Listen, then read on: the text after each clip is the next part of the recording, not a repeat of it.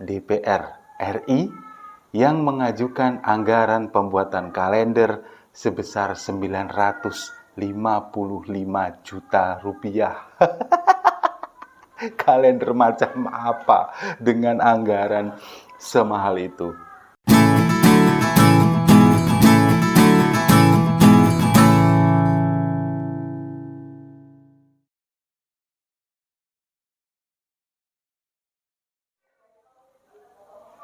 Salam damai untuk Indonesia. Berjumpa lagi bersama saya, Papa Dimas.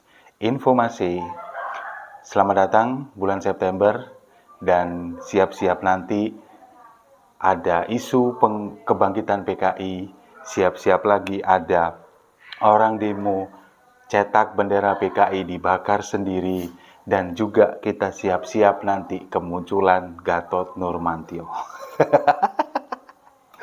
Udah agenda tahunan ya kayaknya.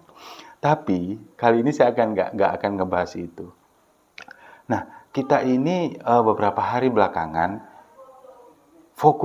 terlalu fokus kepada rekonstruksi kejadian pembunuhan terhadap Brigadir Joshua oleh Ferdy Sambo.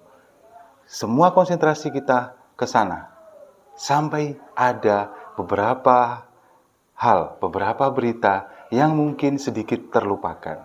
Nah, info kali ini datangnya dari DPR RI yang mengajukan anggaran pembuatan kalender sebesar 955 juta rupiah.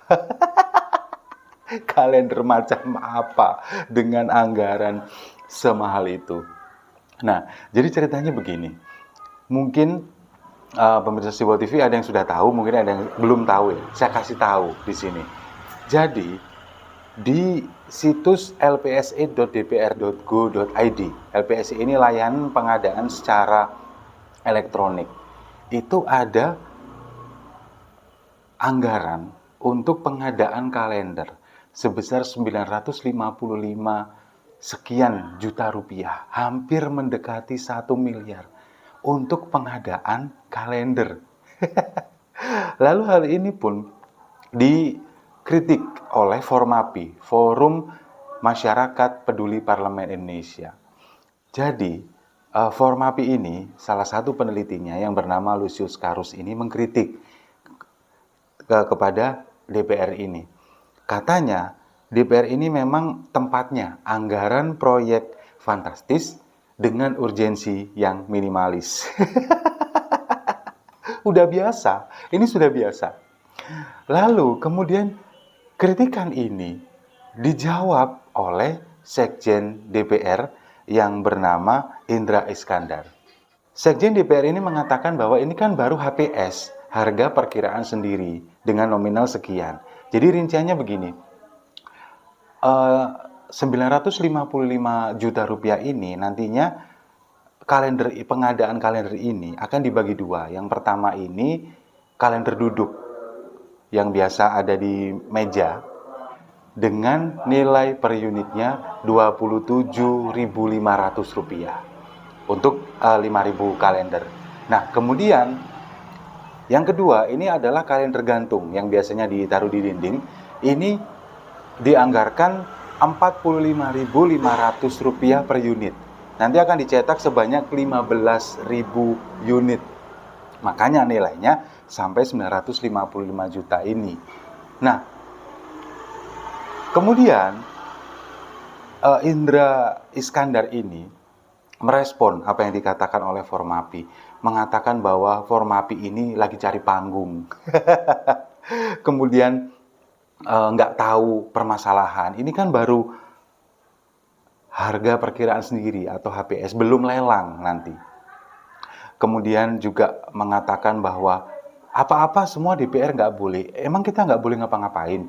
Instansi lain itu juga mengadakan pengadaan barang. Kenapa nggak dikritisi? Kenapa kok DPR pengadaan barang ini kok dikritik begitu? Kenapa kok nggak boleh? Seolah-olah nggak boleh. Semua salah gitu. Semua salah DPR. Ya emang iya sih. Lalu yang lebih konyol lagi menurut saya, alasannya menurut saya, yaitu si Indra Iskandar ini mengatakan bahwa pemesanan kalender ini, pengadaan kalender ini sesuai dengan arahan Presiden Jokowi, yaitu menggerakkan perekonomian. Ini kan lucu lagi, lebih lucu lagi. Presiden Jokowi memang mengajak kita semua untuk membeli produk-produk lokal UMKM untuk menggerakkan perekonomian yang ada di dalam negeri. Memang benar. Tapi kalau kita lihat semua proyek yang ada di DPR, ini kan nanti dilelang. Pemenang tendernya itu bukan UMKM. Pemenang tendernya ini pasti perusahaan-perusahaan besar. Meskipun nanti pada proses penggarapannya, ini akan dilempar ke pihak ketiga, katakanlah. Sampai ke UMKM. Bisa jadi. Tapi nilainya seberapa? Apakah pemenang tender ini nggak cari untung? Nggak mungkin. Dengan harga yang sudah paling minim dipangkas, kemudian pemenang tender ini cari untung. Yang nyampe ke UMKM nanti berapa per unitnya? Bisa jadi pemesanan ini juga nggak hanya nanti ke satu pengusaha kalender, bisa dibagi 3 katakanlah, yang ini 5.000 atau dibagi 4, 5.000, 5.000, 5.000, 5.000, bisa jadi seperti itu. Akhirnya kalau dengan seperti ini, ya pergerakan ekonomi benar, tapi nggak seperti yang diutarakan oleh Presiden Jokowi. Jadi pinter-pinter ngelesnya aja DPR ini. Nah, lalu kemudian jawaban dari Indra Iskandar ini direspon balik oleh Lucius Karus dari Formapi. Dia mengatakan bahwa pengadaan kalender yang berformat fisik, kemudian berbentuk kalender yang dicetak, kemudian di sana ada foto-foto para anggota DPR, itu hanyalah ajang narsis dan pemikiran yang kuno atau primitif. Ya bener emang, kalau menurut saya. Nah, sekarang ini semuanya serba digital. Bahkan kalender pun itu bisa kita lihat ada di smartphone kita, ada di gadget kita semua. Ngapain harus pakai kalender secara fisik? Kalau tujuannya nggak memang buat buang-buang anggaran. Dengan kondisi situasi yang seperti ini, masyarakat yang katakanlah sekarang harga-harga pada naik, kemudian BBM juga nanti subsidinya mau dialihkan untuk BLT. Semuanya masih serba sulit sekarang karena kita baru bangkit dari pandemi. Nah, DPR-nya sudah mulai lagi bermain-main anggaran dengan nilai yang hampir menyentuh 1 miliar ini hanya untuk kalender tahun 2023. Nah, yang saya agak menggelitik bagi saya, komentar dari Formapi ini, dari Lucius Karus mengatakan bahwa kalender itu nanti cuman ajang pamer foto, narsis wajah-wajah mereka, wajah-wajah anggota DPR. Nah, iya memang. Lalu, dengan mencetak 20.000 kalender ini dengan nilai segitu, ini mau dibagiin ke siapa? Mau dibagiin kemana? Apa iya setiap anggota nanti akan di mejanya ada 5, kemudian di temboknya ada 10? Kan enggak. Buat apa? Kemungkinan nanti akan dibagi-bagikan. Nah, kalau menurut saya, mau dibagikan kemana? Kemungkinan akan dibagikan ke konstituen mereka, di dapil mereka, orang-orang yang dulu memilih mereka, di dapil masing-masing. Nah, kalau memang seperti itu, kenapa kok harus membebankan APBN? Kenapa nggak dengan biaya sendiri, dari kantong sendiri kalau memang tujuannya ingin dibagikan ke sana? Atau kalau memang enggak, kalau memang ini harus membebankan APBN, ya mending nggak usah lah. Orang kalender ini bisa kita lihat di HP setiap saat, di Android kita, di gadget kita.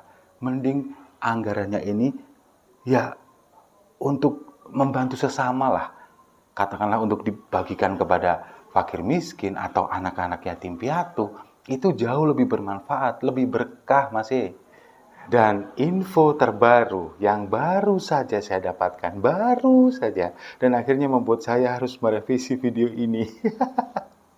Ternyata anggaran ini akhirnya dibatalkan oleh Badan Urusan Rumah Tangga yang setelah melakukan pengajuan kepada Sekjen Indra Iskandar tadi, kemudian juga melakukan rapat kecil dan akhirnya dibatalkan.